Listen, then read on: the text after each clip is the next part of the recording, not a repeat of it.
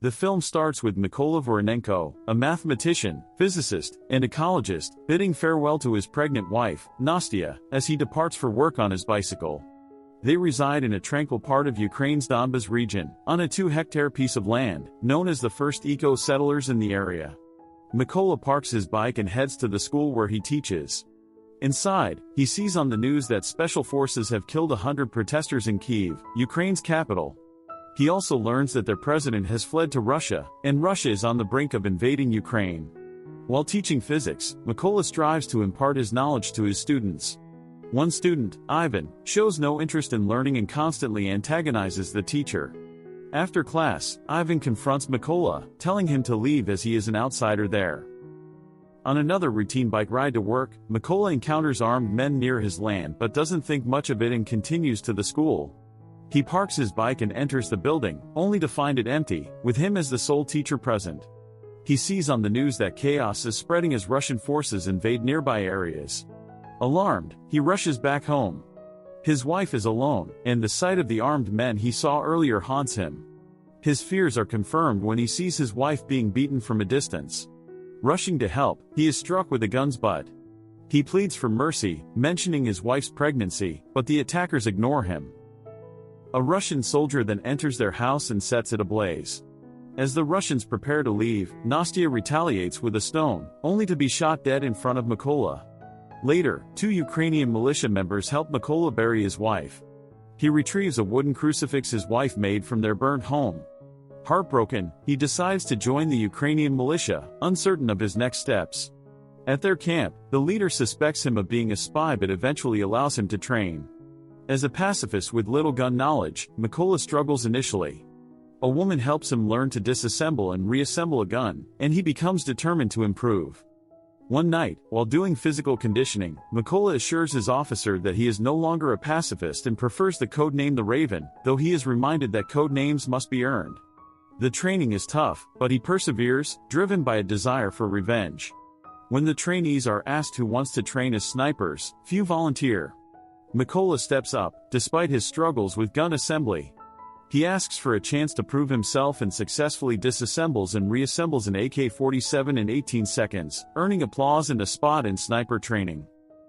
During training, Mykola is given a different gun than the others but insists on getting the same SVD-63 rifle as the other trainees. Despite initial resistance, he adapts and excels in the training, showing impressive calculation skills due to his background in mathematics. Eventually, he passes the sniper training. One day, Mykola is selected for a mission to recapture a checkpoint taken by the Russians. The team secures their positions, and during the operation, a couple's passports are confiscated, leading to a confrontation. The lieutenant colonel gives the order to shoot, resulting in the Russians being killed. The team returns to their command post, where Mykola learns that one of his friends has been killed by a sniper. On another mission, explosives are set up, and Mykola is shocked to see his former student, Ivan, among the Russians. The explosives are detonated, killing all the Russians, including Ivan. The lieutenant colonel reassures Mykola that Ivan made his own choice. Later, the lieutenant colonel shares a photo of his family, revealing that his daughters are unaware of his true job. Mykola shows him the crucifix, explaining its significance. As Ukrainian forces secure the trenches by the border, Mykola spots the man who killed his wife through his scope. He asks for permission to shoot, but the lieutenant colonel orders him to stand down. Mykola insists, explaining that he is a perfect shot. He is overly eager to seize the opportunity. Although his request is denied, Mykola can't let this chance slip away. He pulls the trigger, hitting the Russian in the neck and killing him. The officer is dismayed that his order was disobeyed. Unbeknownst to them, a Russian elite sniper named Sari is also able to spot their location. The lieutenant colonel identifies Sari's position and informs Mykola, but the Russian sniper reacts too quickly. The officer is then killed. Mykola realizes their position is compromised. He carries the officer's body on his back as he braves the Russian attack, finding a trench for cover.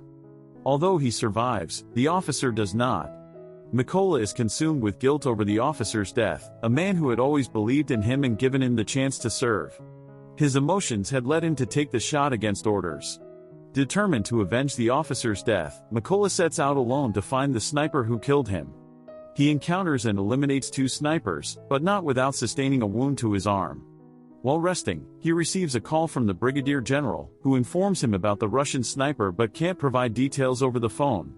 They agree to meet so the Brigadier General can fill him in. The Brigadier General briefs his men on the Russian sniper's capabilities, noting that he has already taken out 5 of their snipers and 3 machine gunners. They have a rough idea of his favorite position based on previous kills. A Ukrainian soldier suggests laying mines in the area, but the officer opposes the idea and lets Mykola explain why. Mykola explains that the sniper's location is near chlorine storage, and using explosives could cause environmental damage. The snipers are given their assignments, with the officer emphasizing that once secondary targets are eliminated, Mykola is to climb the building and kill the Russian sniper. The snipers move into position. Mykola confirms his location after crawling to the target area. He sneaks up behind 2 Russians and kills them both. One is the same man who attacked his home. The other snipers lock onto their targets, coordinating a simultaneous strike. Sari notices that his lookouts aren't reporting back and leaves his post to investigate. Another Russian sniper also leaves to check on the communication issue, unaware that Mykola is closing in, waiting for the perfect moment to strike. Sari finds one sniper apparently still in position but quickly realizes he has been shot dead. He calls for backup, which is expected in 10 minutes, and returns to his post. Fixating on his scope, he spots a wooden crucifix nearby. Before he can react, Mykola jumps on his back and stabs him in the neck. The other sniper also returns to his post, only to be killed by a grenade detonated by Mykola. The film concludes with the anticipated Russian backup arriving. A Russian officer calls Sari on the radio. Mykola answers, warning that they will pay for what they did to Crimea. He then kills the officer. The Russian soldiers exiting the trucks are no match for the well-positioned Ukrainian snipers, who eliminate them all.